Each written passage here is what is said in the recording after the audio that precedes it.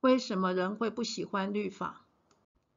不得不承认，很多时候我们不喜欢被人家管，也不喜欢人家对我们说教。在信仰的追求中，最不喜欢的是道德的约束，说穿了就是骨子里不喜欢律法。为什么会这样呢？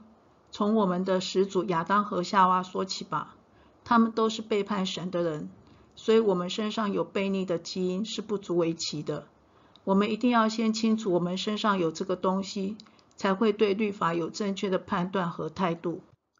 其次是，从小到大教我们要有道德的人，其实本身就没有什么道德，或是只是用外面的规条在要求我们，而这些规条只是方便或是满足他们自己而已。这就是耶稣说的，你们律法师也有祸了，因为你们把难担的担子放在人身上，自己一个指头却不肯动。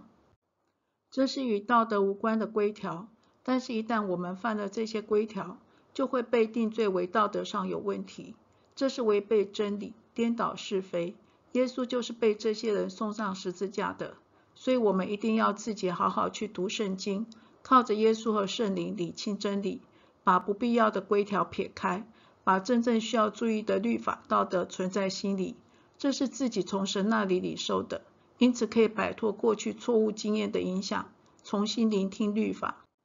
我们不喜欢律法还有一个最重要的原因，就是我们没有能力去遵行律法。使徒保罗说，我以前没有律法是活着的，但是诫命来到，罪又活了，我就死了。那本来叫人活的诫命，反倒叫我死，因为罪趁着机会，就借着诫命引诱我，并且杀了我。这个问题在耶稣基督里是有解的，因为耶稣从死里复活，带下了圣灵，圣灵住在我们里面，给我们力量去遵行神的旨意。如果认识圣灵，懂得依靠圣灵去顺服圣灵，这个问题就有解了。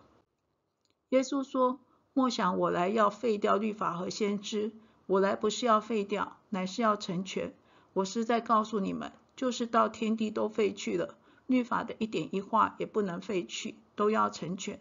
所以正确的认识律法和遵行律法，绝对是信仰的核心。耶稣是道，是真理，圣灵是真理的圣灵。靠着耶稣和圣灵，对律法有合乎真理的认识，并且有力量去遵行，这就是新约的福音。